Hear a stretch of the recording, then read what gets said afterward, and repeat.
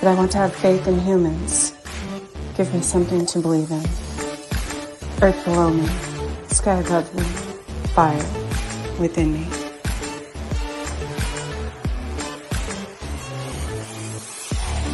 Brought to you by UPRN Network. I'm Trish Moe, and this is The Missing Piece.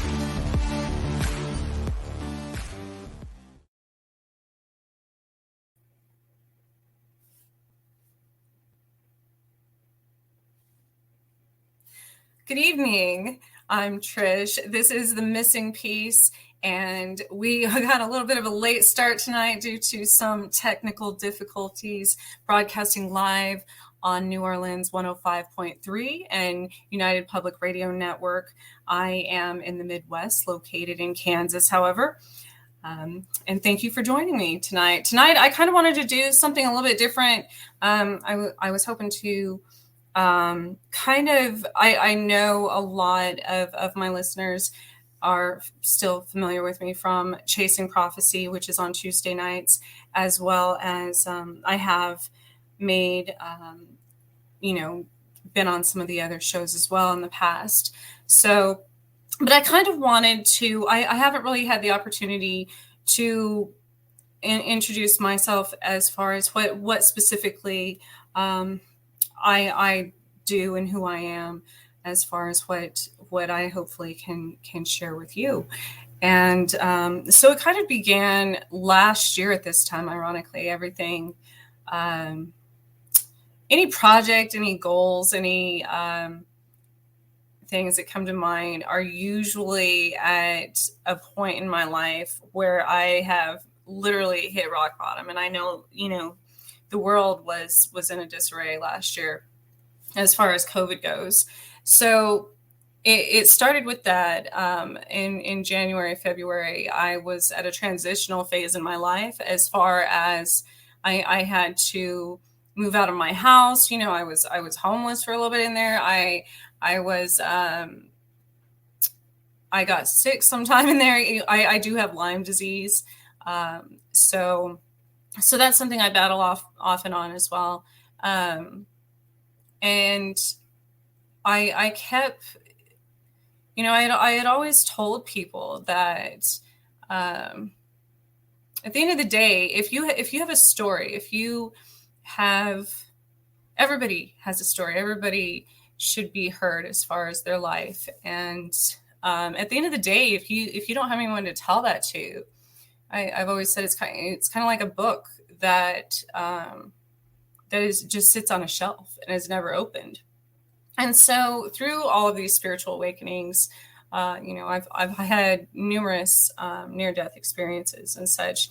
And during those times, my spirit guides and ancestors and things, I always said, well, who am I supposed to tell? Who am I supposed to tell? Because as most people go through hard times in life, other people tend to isolate you, we isolate ourselves actually. And especially when you're involved in paranormal and things that other people don't really understand. And so that's when they said, I said, who am I going to tell? And they said, tell the world. Tell the world. So I started a business. That's when I started my photography and art and Savage Roots Alchemy, which is the beginning of a very big project as far as my art and photography and everything else ties into. But I embarked on that venture, with goals, not knowing how it was going to go, not knowing what was going to happen. And as you all, the ones that watch the videos, not the podcast, I do have ADHD, and I tend to be very expressive with, my hands, and I get distracted really easily, so I lose focus and just go off on different tangents. I'm sure people realize that from Chasing Prophecy, but what started happening after all of these events, and how I got into paganism, even as far as practicing a I live my life by the moon phases, as well as we're constantly, as humans, we're constantly evolving through these. It's kind of, I guess, beginnings and endings in our lives. And that doesn't necessarily mean death as in actual death, death as in death of a phase of your life or death of a chapter. And so when that happens to me, I always learn something extremely profound. And after growing up in the mountains and in nature, and also living in the city in a variety of the country, different places, I started going through these kind of the moon has the 3 phases. So I started going through these kind of, if you're thinking of, I think of everything as food. I love food. So like with the moon, eat, stop, eat, there's like, it's like intermittent fasting. You have the full moon in the middle of the month. And then you have basically in the beginning, you go through kind of a release phase, and then the full moon, and then what you want to bring into your life. So once I started doing that, really amazing things started happening. And I communicate with animals a lot. And I was thinking I think I'm going to start sharing a lot of these crazy things that happen to me literally on a daily basis that I channel, or how I connect to my ancestors, or how I connect to spirits, how I connect to historic people at locations. And a lot of times I am intuitively drawn to a specific event or person or business or cemetery, or historical place. And then from there, I'll go visit the place, or go, I guess I don't really investigate per se. I go there and I listen. I try to use all of my senses and just be still the first time I go somewhere. The second time, I try to take pictures, because a lot of times we don't always see everything. And, I try to see the bigger picture and see it from all angles. So as a photographer, that means looking at it in all directions, because a lot of times when you go back is when you actually see what matters. So in my hometown, I love on the museum, the motto is preserving the past to serve the future. And especially recently, that there's been so much controversy around what is shared in schools, what is shared in libraries, what historical monuments, things like that are being taken down, books destroyed. And so we're losing a lot of that history. And I think it's important to preserve that so we remember, but not necessarily in a negative light. So this all started recently with a mouse, actually. Where I live, I had an event opening in my house, where my dryer was, and about the beginning of fall, before we covered it completely, a mouse got in my house. And it's funny because you see mice historically in every, in medieval times and fairy tales.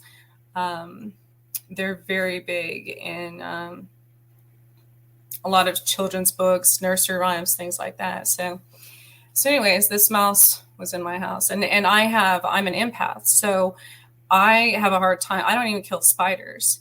I don't have the ability to, I don't want to hurt things ever. And so, and as a pagan, that's part of our witches' creed too, is harm to none. So this mouse, I have kids and stuff. So it would be crawling around on the counter and just making us crazy. And I'm like, I don't know what to do. I don't know how I'm going to catch this. I don't know what to do about it. So a cat came into my life. I adopted from the Humane Society. Actually, a very good friend of mine led me to that, and he's the cat's one of the greatest things that could have happened at that time. I think he adopted me. His name is Thor. A lot of you have probably seen him on Chasing as well. And but he saw the mouse one night, and he was afraid of it.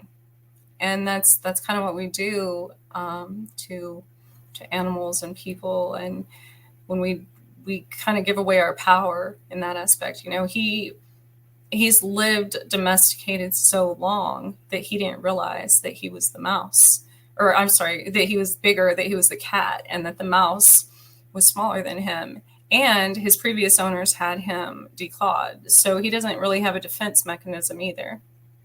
So he just watched it, and he was afraid of it. He didn't realize that he was actually the predator in that situation. And so I thought, well, okay. So everybody says, if you want to take care of a mouse problem, and I wanted to do it organically, meaning I didn't want to kill it, obviously. I couldn't catch it or let it out of the house in any way. So then I got a cat that was supposed to be his job, and then my cat's broken also. So then I thought, okay, I went looking for traps, and they all seemed very, very violent. And I didn't want to see something get tortured, or, they have glue traps, and they have the metal traps that you said, and they have. So I finally broke down. I ended up getting a trap that is enclosed, and you set the bait underneath. It's like a little house type thing, and you twist it and it sets it, and you don't have to see anything. The mouse goes in there, a door shuts, and it spins and kills it somehow. And granted, I had gotten quite, I kind of gotten away from my spirituality and been disconnected from that since living in the city. And the city will do that to you because it kind of numbs us. Violence and crime and everything where I live, it becomes so normal that sometimes we forget that how much damage it does to our world. And so I set this trap, and nothing happened for about a week. Nothing happened.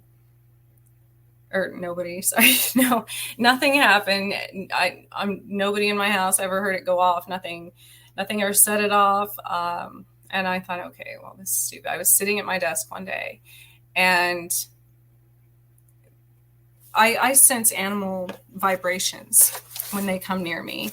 And so I sitting there, and I looked over, and the mouse was just sitting there looking at me.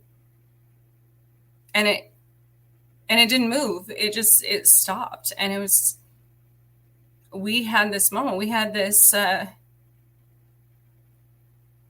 don't know how to explain it to people who don't necessarily, and I don't communicate with all animals. I think it has to do with how grounded I am and my mindset at the time and stuff.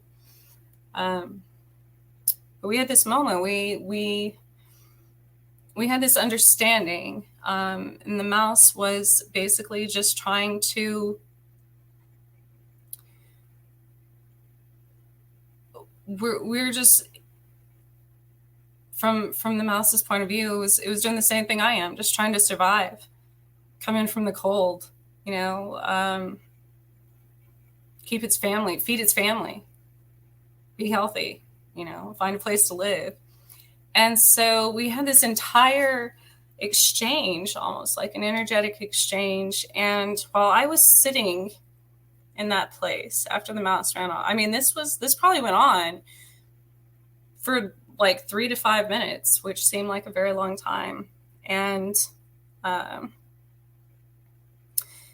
as the mouse left, we had this understanding. And my mind was blown at what had just transpired, the connection I made to such a small being, on this earth. And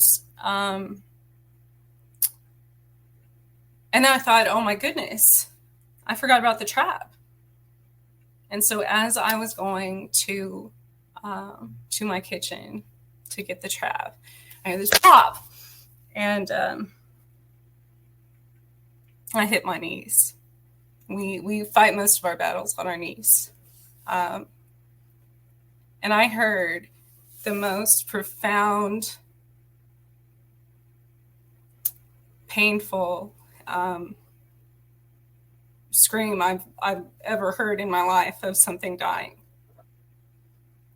And it wasn't even just of death. It was like a sense of betrayal, because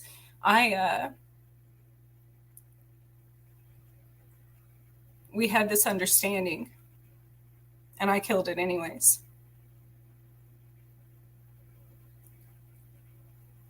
We trusted each other, and I didn't move the trap.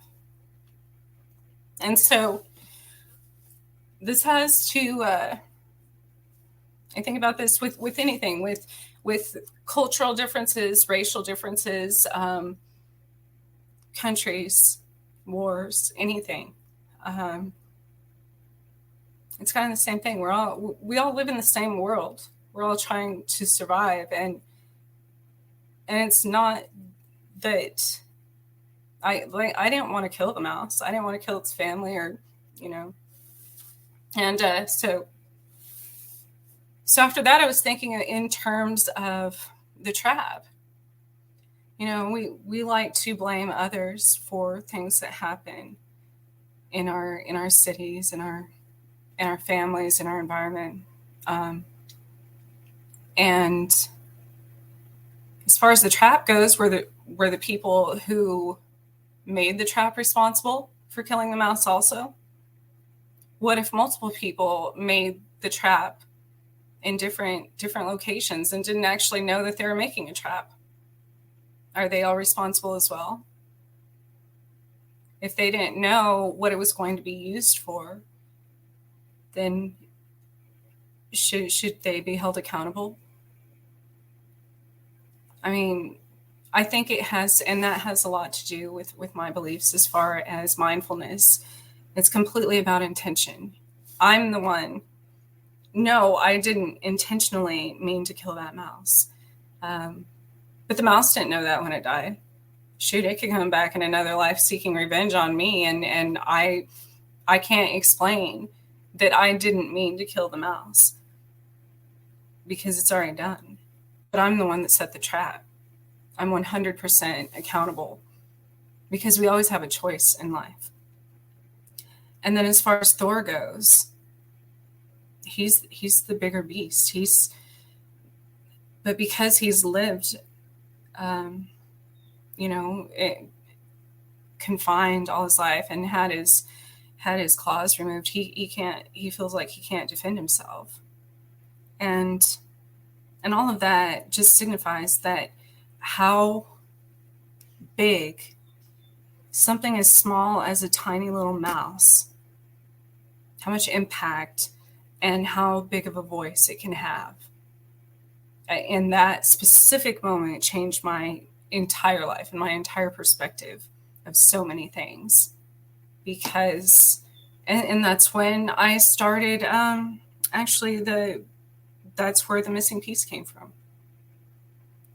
And I think these things are passed down through generation after generation, as far as past hurt and past hate and past trauma in our lives. And when you go through family lines, they always talk about their past enemies and their past. Most people don't talk about their mistakes. Most people don't talk about all the bad, when my family members or exes or things like that came home from war, everybody, it's like we offer them medals and prizes and all these other things, and they're seen as heroes, but at what cost? And that's passed on through families, and that's passed on through the next generation, through our kids, and there's no accountability. And I think peace, in order to truly achieve peace, as far as in the world, in our environments, it starts with ourselves, and until the war in ourselves, until we completely heal those parts of us, and being able to sit in that moment and fully take in when we make mistakes or when we hurt people or things, and be accountable for what we've done. Nothing will ever change. Nothing changes if nothing changes. So I think that specifically set me on this journey of finding not only inner peace, but being inspired by every person on every person's story on my own show, on Chasing, on the entire network. I watch other people in professions that just have astounding stories and advice, and it's profound. And I think once you start seeing the bigger picture and realizing that, trying to see the perspective from everybody's, even meeting people from we tend to box ourselves in, and meeting people from other parts of not only the world, but, even the US, but the world. I can't see something from someone's perspective that lives in, even in the US, on the East Coast or the West Coast or far north or south, because I'm in the middle. And I think that's how I communicate with spirits as well, and my ancestors, because it's enabled me to see different perspectives and be neutral, be in the middle, because I don't take sides. I try to see everything objectively and focus on solutions rather than creating more negative energy in different locations. So I think the importance there is, when I go to a place, historical figures from all over contact me, sometimes from all the way across the world. And that's important, because even though our history is destroyed, many times our spirits can't be. Nothing can ever destroy our spirits. So they're still able to communicate that message from other worlds or other dimensions, and that's huge. So if more people were able to share that and bring all of our findings of, yes, people say we go to the same places to investigate paranormal activities, and we go to and everybody has the same evidence and all this, but everybody's perspective is different, and everybody brings something else to the table. So I think that's the biggest thing, there's a place for everyone. And what you feeds you. I think knowledge and truth and historical accuracy is important, as far as holding ourselves accountable as a human race. And so I think that's from from now on, I'm going to be doing a lot of I'm going to be doing some projects on my Savage Roots Alchemy store and website and everything as well. As far as actually going my photography and things like that. But I'm also going to kind of start explaining more how I'm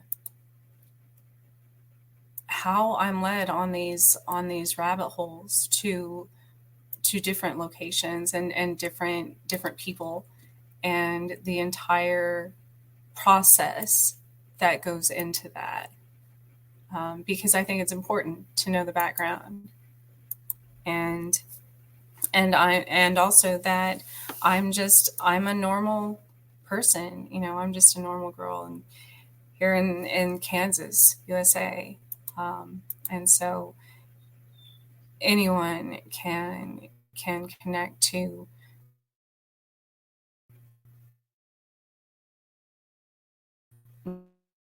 nature, I think. And that's what I've taken from this. As far, I do have some exciting, really different people in the future that I plan on interviewing, that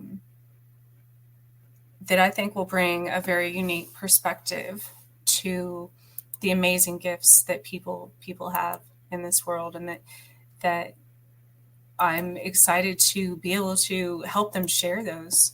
So that's something that's